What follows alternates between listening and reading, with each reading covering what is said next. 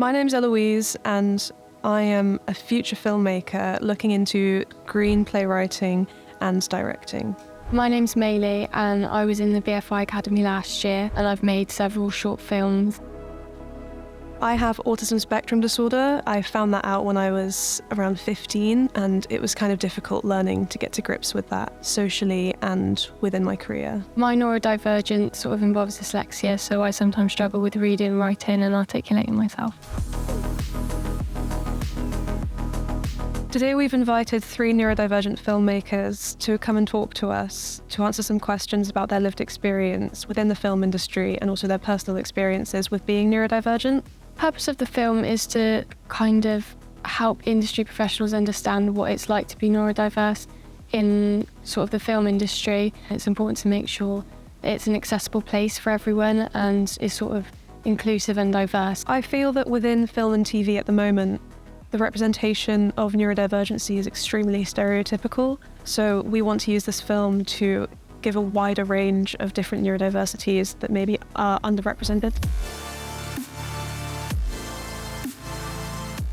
I have been diagnosed as autism spectrum disorder, ADHD, dyslexia, I think possibly just everything.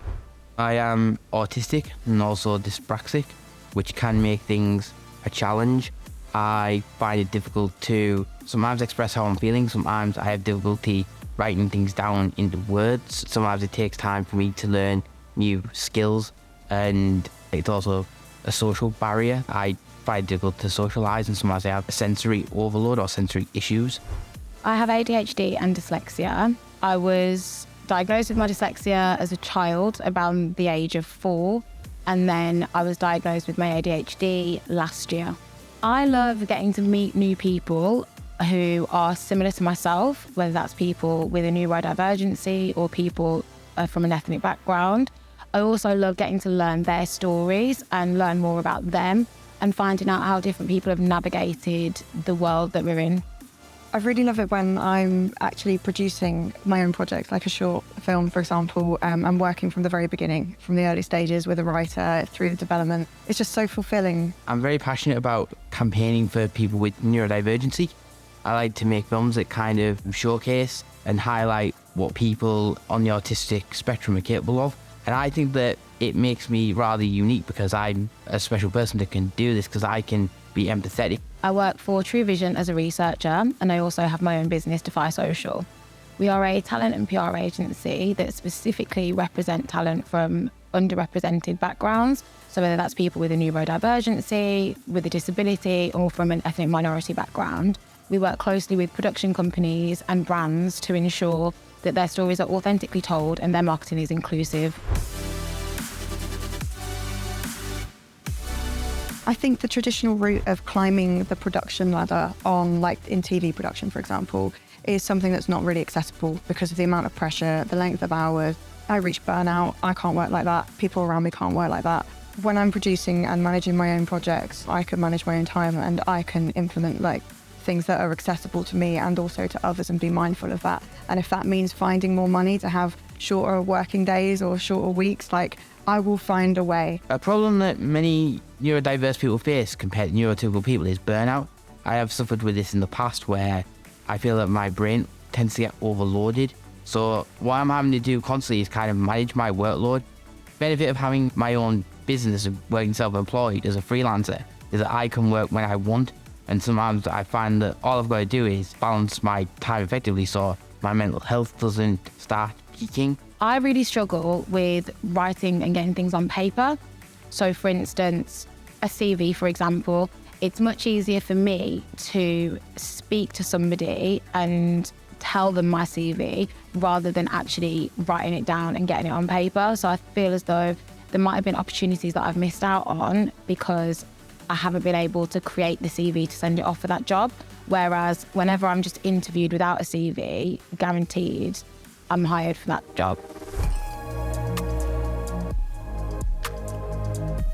I've experienced accessibility measures being put into place in a couple of ways. Firstly, as an actor, I have my agent advocating for me when speaking to casting directors or to production companies before I'm even in the room for an audition, making sure that there's certain support in place for me, which is an amazing thing so that I'm not having to have those conversations myself.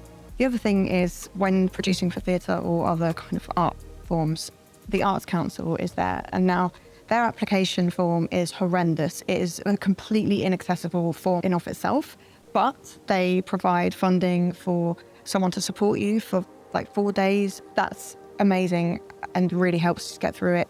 And also they give you, on top of the budget that you're applying for, unlimited accessibility funding to make sure that the project is accessible to all who are working on it, including the producer. And that's not something that I've come across yet in film. My neurodiversity has definitely had a positive impact on the work that I do. Because I work exclusively with neurodivergent people, it gives me that sort of insight into their life. So I feel that is because I can be empathetic towards people who have autism when I'm interviewing them, when I'm working with them. I think the proudest moment in my role has to be working with Channel 4 on the Back to Black Day. We advised them on the Back to Black Day, and there was a specific episode of Gogglebox that we placed talent in. That was just a sort of full circle moment for me, because that was exactly what we created the business for. I do feel my neurodiversity positively impacted on that, because we were specifically talking about the inclusivity of neurodivergent people. And I also feel that being neurodivergent and being so proud of that and advocating for it within my business was the whole reason that we got the job in the first place. Throughout my journey, I've kind of seen a lot more people who are neurodiverse. And one thing I've learned is that a lot of neurodiverse people kind of have the skills needed to succeed in work and in life.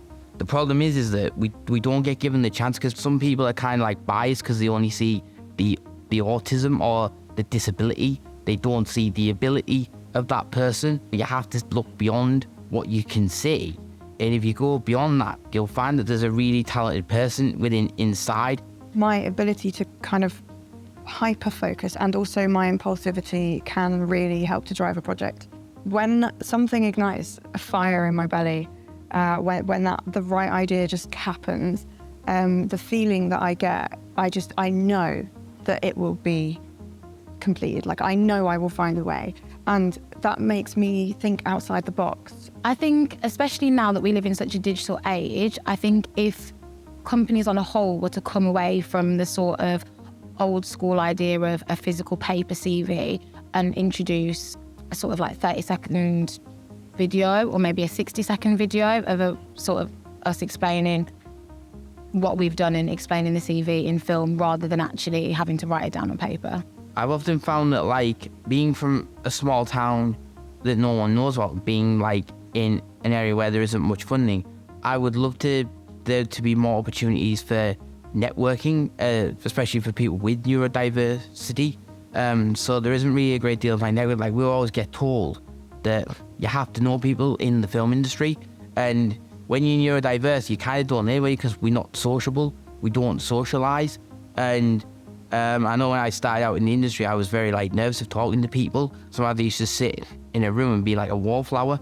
And now I find that I am getting more and more confident talking to people, but I'm talking to businesses who I think would be in need of my services. I acted in a corporate video for a engineering firm, and the video I was doing was basically a love letter to their neurodivergent employees to say that your brains and the way your brains work is what makes us successful, and we need your brains. And therefore, we're really happy to support you. And when I went into their offices, they had so many breakout spaces, small little phone booths, when you just want to be in a confined space. And it's just that thing that you just crave and need. They have these amazing little, almost like phone booths for you to just be in on your own for some quiet time. They have things that are soundproofed areas. They have so many different spaces that are just for stimulation. And they really do nurture that talent, and I just can't wait for our industry to be like that.